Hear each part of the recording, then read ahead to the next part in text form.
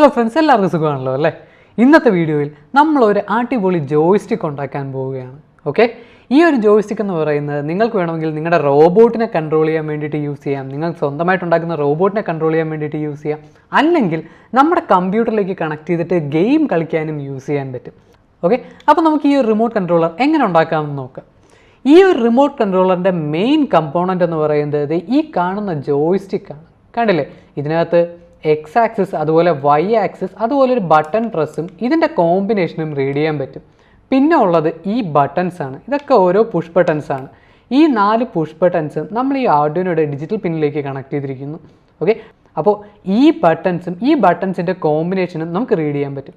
അതുകൂടാതെ ഇവിടെ ഉള്ളത് ഈ പൊട്ടൻഷ്യോമീറ്ററാണ്. കണ്ടില്ലേ, ഈ 2 പൊട്ടൻഷ്യോമീറ്റർ നമ്മൾ ആർഡുയിനോയുടെ, ഈ പൊട്ടൻഷ്യോമീറ്ററിൻ്റെ ഔട്ട്പുട്ട് നമ്മൾ ആർഡുയിനോയുടെ അനലോഗ് പിന്നിലേക്ക് കണക്ട് ചെയ്തിട്ടുണ്ട്.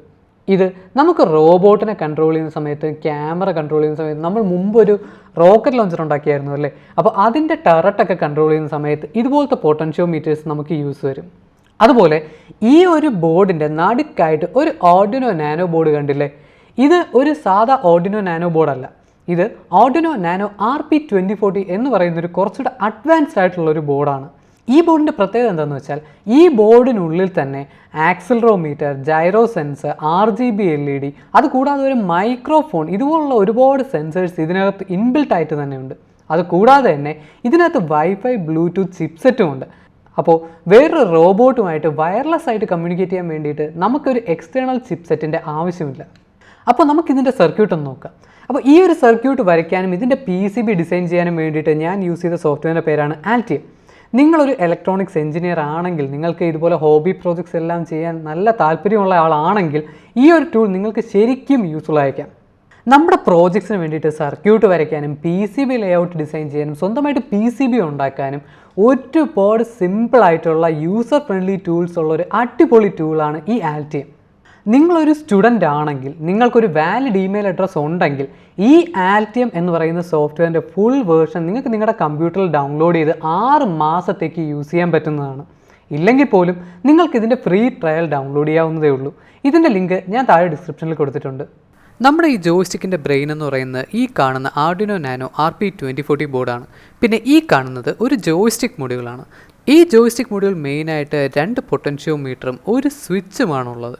ഓക്കെ, ഈ ഒരു പൊട്ടൻഷ്യോമീറ്റർ വെർട്ടിക്കൽ മൂവ്മെൻറ്റ് റീഡ് ചെയ്യാനും, അതുപോലെ ഈ കാണുന്ന പൊട്ടൻഷ്യോമീറ്റർ ഹൊറിസോണ്ടൽ മൂവ്മെൻറ്റ് റീഡ് ചെയ്യാനും, പിന്നെ ഇതൊരു സ്വിച്ചുമാണ്.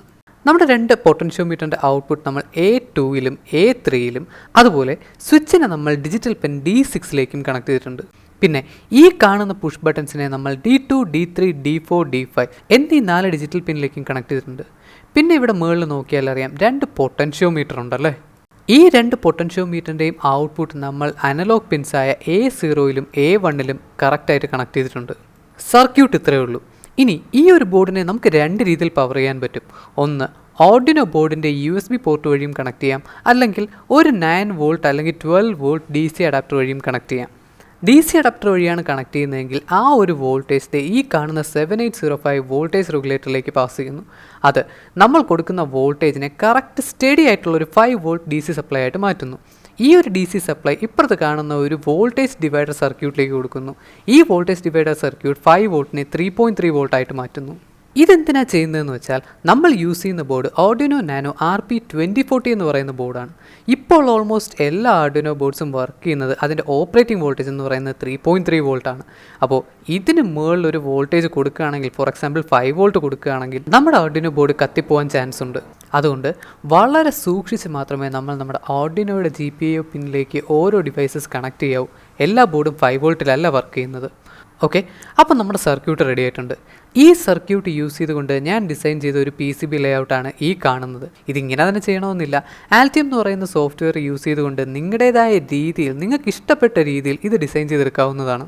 ഈ ഒരു ആൽറ്റിയം ഫയലിൻ്റെ ലിങ്കും ഞാൻ ഡിസ്ക്രിപ്ഷനിൽ കൊടുത്തിട്ടുണ്ട്. നിങ്ങൾക്കത് ഡൗൺലോഡ് ചെയ്ത് യൂസ് ചെയ്യാവുന്നതാണ്.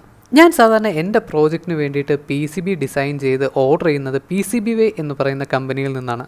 അത്യാവശ്യം നല്ല ക്വാളിറ്റിയുള്ള PCB ആണ് അവർ മാനുഫാക്ചർ ചെയ്ത് അയച്ചു തരുന്നത്.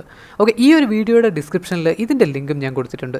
ഈ ഒരു ലിങ്ക് ക്ലിക്ക് ചെയ്ത് നിങ്ങളിപ്പോൾ വെറുതെ ഒന്ന് സൈനപ്പ് ചെയ്യുകയാണെങ്കിൽ നിങ്ങൾക്ക് ഫ്രീ ആയിട്ട് $5 ഡിസ്കൗണ്ട് കിട്ടുന്നു. അതുകൂടാതെ തന്നെ ചെക്കൗട്ട് ചെയ്യുന്ന സമയത്ത് നിങ്ങൾ കൂപ്പൺ കോഡായിട്ട് PCBWay Lab എന്ന് കൊടുക്കുകയാണെങ്കിൽ ഒരു അഡീഷണൽ $5 ഡിസ്കൗണ്ട് കൂടി കിട്ടുന്നു. ഈ ഒരു സൈറ്റ് ഉപയോഗിച്ച് നമുക്ക് പല ഫീച്ചേഴ്സുള്ള PCB സിമ്പിളായിട്ട് ഉണ്ടാക്കിയെടുക്കാം. വലിയ റേറ്റും ഇല്ല. ശ്രദ്ധിക്കേണ്ട ഒരു കാര്യം എന്ന് പറയുന്നത് ചില ഷിപ്പിംഗ് ഓപ്ഷൻ നമുക്ക് പെട്ടെന്ന് സാധനം വീട്ടിലെത്തിക്കുമെങ്കിലും ചാർജ് ഒരുപാട് കൂടുതലായിരിക്കും. അതുപോലെ ഇൻ്റർനാഷണൽ ഷിപ്മെൻ്റ് ആയതുകൊണ്ട് ചിലപ്പോൾ കസ്റ്റംസ് ചാർജും വരാൻ ചാൻസ് ഉണ്ട്. നിങ്ങൾ സൈനപ്പ് ചെയ്ത് ആ ഒരു സൈറ്റിൽ കയറി നോക്കുമ്പോൾ തന്നെ അത്യാവശ്യം എല്ലാ ഡീറ്റെയിൽസും നമുക്ക് കിട്ടും. PCB വരുന്നത് ഇതുപോലത്തെ ഒരു ബോക്സിലായിരിക്കും. അത്യാവശ്യം നല്ല ക്വാളിറ്റി ഈ PCBസിനുണ്ട്. അപ്പോൾ ഈ PCBയും ബാക്കി കമ്പോണൻസും എല്ലാം നമുക്ക് കിട്ടിക്കഴിഞ്ഞാൽ PCBയിലേക്ക് കമ്പോണൻസ് സോൾഡർ ചെയ്യാം. അപ്പോൾ ഈ കാണുന്നതാണ് നമ്മുടെ ജോയ്സ്റ്റിക്ക്. ഇനി ഒരേ ഒരു ജോലിയും കൂടെ ഉള്ളൂ. നമുക്ക് നമ്മുടെ Arduino പ്രോഗ്രാം ചെയ്യാം. നമ്മുടെ കമ്പ്യൂട്ടറിൽ Arduino IDE ഓപ്പൺ ചെയ്യുക. എന്നിട്ട് നമ്മൾ യൂസ് ചെയ്യുന്ന ബോർഡ് ഏതാണോ അത് നമ്മുടെ ബോർഡ് മാനേജർ യൂസ് ചെയ്ത് ഇൻസ്റ്റാൾ ചെയ്തിട്ടുണ്ടെന്ന് ഉറപ്പുവരുത്തുക. അതുകൂടാതെ തന്നെ HID ലൈബ്രറീസ് ഇൻസ്റ്റാൾ ചെയ്ത് ആ ഒരു ലൈബ്രറി ഫയൽ നമ്മുടെ കോഡിൽ ഇൻക്ലൂഡ് ചെയ്യുക. എന്നിട്ട് ഓരോ ഇൻപുട്ടിന് വേണ്ടിയിട്ട് ഓരോ വേരിയബിൾസ് ഡിക്ലെയർ ചെയ്ത് എല്ലാ ഇൻപുട്ടിൻ്റെയും പിൻസ് ആ ഒരു വേരിയബിളിലേക്ക് ലിങ്ക് ചെയ്യുക. എന്നിട്ട് സെറ്റപ്പ് ഫംഗ്ഷനിൽ ഓരോ പിന്നും ഇൻപുട്ടാണോ ഔട്ട്പുട്ടാണോ എന്ന് പറഞ്ഞു കൊടുക്കുക. പിന്നുള്ള ലൂപ്പ് ഫംഗ്ഷനിൽ നമ്മൾ ആദ്യം എല്ലാ ഇൻപുട്ടും റീഡ് ചെയ്ത് അതിൻ്റെ വാല്യൂ അതാത് വേരിയബിളിലേക്ക് സ്റ്റോർ ചെയ്യുന്നു. പിന്നെ ഉള്ളത് ആക്ഷൻ. ഈ ഒരു ആക്ഷൻ എന്ന് പറയുന്നത് എല്ലാം നിങ്ങളുടെ ഇഷ്ടം പോലെയാണ്. ഞാൻ ചെയ്തത് എങ്ങനെയാണെന്ന് കാണിച്ചു തരാം. ഇവിടെ ഞാനിപ്പോൾ ഓരോ ഇൻപുട്ടിനും ഓരോ ഫങ്ഷൻസ് എഴുതിയിട്ടുണ്ട്. ഫോർ എക്സാമ്പിൾ, ഒരു ബട്ടൺ പ്രസ് ചെയ്യുന്ന സമയത്ത് എന്ത് സംഭവിക്കണമെന്ന് ആ ഒരു ബട്ടൻ്റെ ഫംഗ്ഷനകത്ത് ഞാൻ പറഞ്ഞു കൊടുത്തിട്ടുണ്ട്.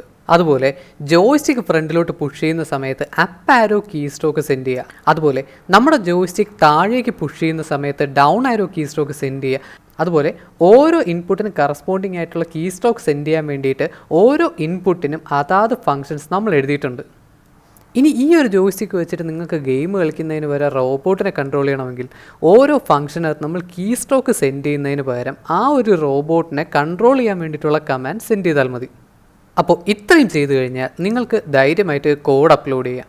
എന്നിട്ട് ഈ ഒരു ബോർഡ് നമ്മുടെ കമ്പ്യൂട്ടറിൻ്റെ USB പോർട്ടിൽ കണക്ട് ചെയ്തിട്ട് ഒരു ഗെയിം ലോഞ്ച് ചെയ്ത് കളിച്ചു നോക്കുക.